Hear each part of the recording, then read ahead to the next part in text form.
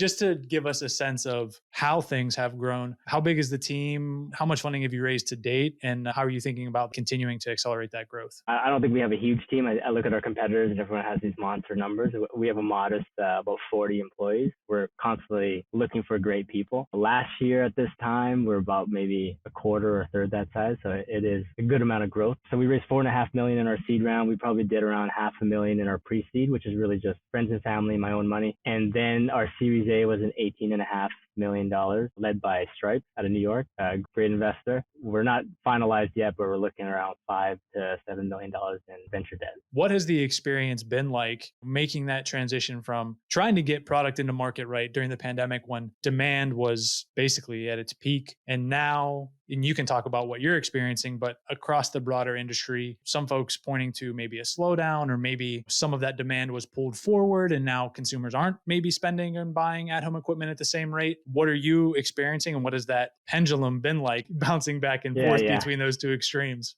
Yeah, it's a crazy landscape. And like my perspective is that this industry is here to stay. The reason why I say that is because Peloton, obviously they're going through a tough time right now. Pre-pandemic, they had raised $1 billion. So they were growing, at an exponential pace. So this is something that I feel is going to stick around. It's not just fueled by the pandemic, but the pandemic probably accelerated things a little bit.